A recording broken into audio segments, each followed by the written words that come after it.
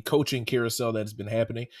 We saw Bill Belichick officially become the head coach of the North Carolina Tar Heels, and now in the HBCU ranks, Mike Vick, yes, that Mike Vick becomes the head football coach of Norfolk State in a very shocking development that nobody, I think, truly expected, kind of coming out of left field. I know recently we saw Ed Reed become the head coach of Bethune-Cookman for, I think, all of a week. Um, is it I think Eddie George is the head coach at Tennessee State right now. Dion obviously went to Jackson State a couple years ago. But Michael Vick is venturing into the coaching world. The former NFL and Virginia Tech star is set to become the next head coach at Norfolk State. Vick's name came up in connection with multiple college coaching jobs this week. Norfolk State emerging as an option on Monday. But he also held talks with Sacramento State. Obviously, he played in the NFL 01, 06, and then 09 to 15. But he doesn't have any formal coaching experience. In 2019, he briefly served as an advisor to the Atlanta Legends in the AAF, but otherwise has never been involved in coaching.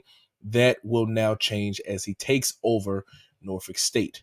So, Elijah, as we look at the different type of people that we've seen get coaching opportunities, I think one of the only other people that I've seen that get a job like this or an opportunity was Jeff Saturday.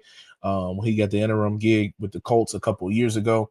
Um, is this a good thing that we're seeing more former players become interested in the coaching ranks? Um, is it also something where they kind of, because of their name, they get to skip the line and get an opportunity as a head coach? What does this say with Mike Vick getting this opportunity? I think it's great because I think Michael Vick played the game really well, and I think he was an inspiration to all the guys that's playing it. Most of the guys that's playing it now, especially the quarterback position. But Mike getting a chance to show what he can do on the mental side of the game, because we always talk about how athletic he was, or how fast he was, or how talented he was. We never talked about the mental aspect of it. So I say this is a challenge to him to prove that he's really intellectual with the game of football, and I'm happy that he's getting a chance, especially where he's from out there in Virginia, to try to lead those guys to hopefully what could be a championship or even more that program can offer. Now, with that being said, him, Eddie George, like you said, Ed Reed was a coach for 20 seconds, but he bounced. But Dion had a chance to, which he did, get Jackson State to two championship games before he got out of there. These guys, all meant something to the game of football, and they pour back into the game of football, especially with the HBCUs that they're starting at, and I think that's pretty awesome. I don't know if this will be the final stop for Mike if he has plenty of success and years go by, maybe 2 years, he jumps up to University of Virginia or whatever. But I'm happy that he's getting the chance that he has because I think that with a name like that, you can probably. I'm not saying Virginia State, Norfolk State is going to out recruit West Virginia, Virginia, Marshall, and all those other places out there. But I think he gets some names and caliber guys to show what the vision that he has for the team and help them get into the win column and hopefully win the championship out there. So I'm interested to see how it happened. I'm happy for him, especially with the stuff that he had to deal with off the field years ago. He getting a second chance to not only lead a college football team, but hopefully try to lead young men to not make the same mistakes that he did as he was in the NFL and try to give those life lessons the same way Dion is doing when he was at Jackson State and now currently with Colorado. So I can't wait to see how it happens with him. No doubt, man. For me, my answer is kind of twofold. One, I am excited that Mike Vick is getting the opportunity to get into coaching because a lot of people always question the black quarterback and they say that he's just athletic and he can just get out and run real fast. But he can't read a defense. He doesn't understand coverages. He can't understand the game of football. He doesn't know how to break down film. All of those things like that. So he truly will have the opportunity to like show what he knows about the game. He's already, shown a little bit in the role as an analyst with Fox. But now he gets the chance to do it in coaching. Now, in that, coaching is also a completely different realm, because now it's not just about you being able to say, okay, this is cover three, this is cover six, this is cover two, this is cover four, blah, blah, blah, blah. This is how it looks. It's being able to say all of those things, and then everybody that's on your team can comprehend it and then go and regurgitate the information between the white lines, and being able to motivate them to where when it doesn't look like that and the plays don't happen or they don't get the results that they like, to be able to keep motivating them to keep showing up and working hard and trying to get the best possible result that they can for their university.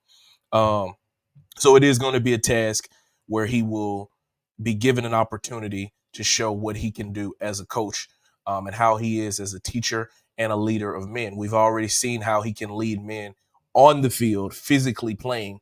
But now, how do you do it when, okay, you call the play, but now you can't run it? So when the pocket breaks down, you can't go and scramble for a 40-yard run. Your quarterback got to have the wherewithal and the mindset to be able to get that done. How can he be able to regurgitate that information to his players? Now, the second part to my answer is, as happy as I am for him, and I am going to root for him, hoping that he gets all the recognition that he can, not only for himself so he can move forward in his career, but also for that university, because HBCU football, like I said with Asia Wilson, HBCU football, there are some talented guys in that rank just as much as there is at Georgia, Clemson, Alabama, LSU, and all of those other places.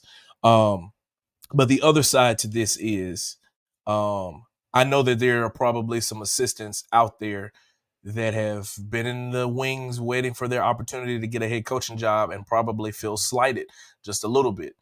I hope what Mike is able to do is put people on and put people in position to where, honestly speaking, bro, we know that man is probably not going to be the head coach at Norfolk State longer than 3 to 4 years, right?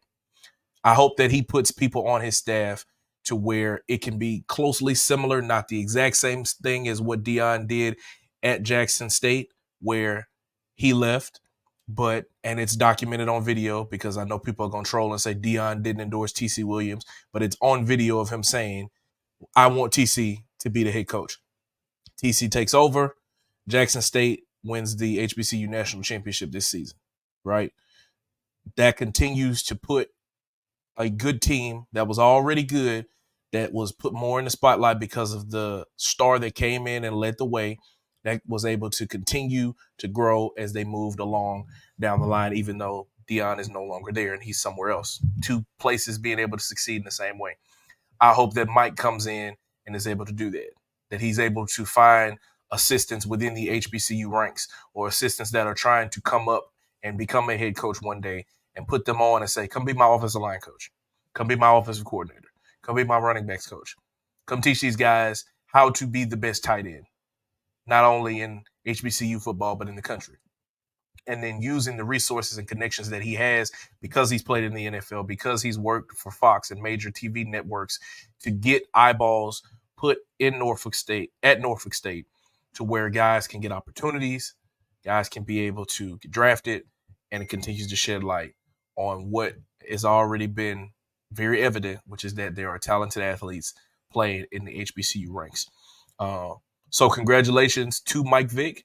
But I do think this is an opportunity, a huge opportunity for him to put people on, because it's one thing to get yours, it's another thing to get yours so you can make sure that other people eat all at the same time. So we shall see what he does in the coming weeks, what it will look like in the recruiting ranks. That's another thing I wanted to ask, though. Like, how do you think he will do recruiting? Like, will it be a Travis Hunter type athlete that he gets, or do you think it will be more of him being able to develop and get the best out of some of the guys that's already there? I think he'll be able to, excuse me. I think he'll be able to develop and get the best out of the guys that's already there. I don't think he's going to get a Travis Hunter.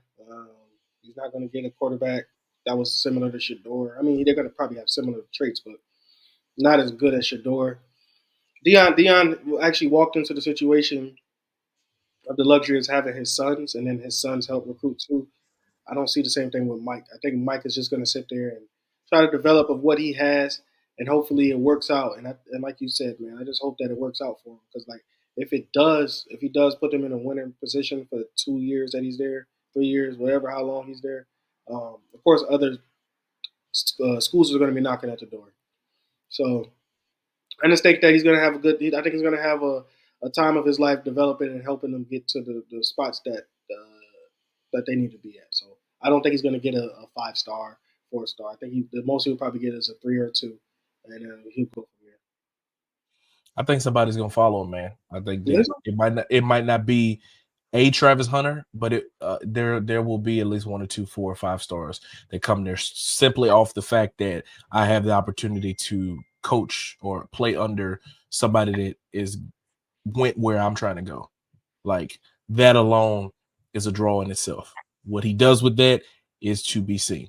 So, and you could tell that he was passionate about it on the Fox broadcast in the pregame show when they were talking about it. You know, he started tearing up and said that he was just truly excited to get the opportunity to lead these young men. So you can tell that these guys they get these opportunities.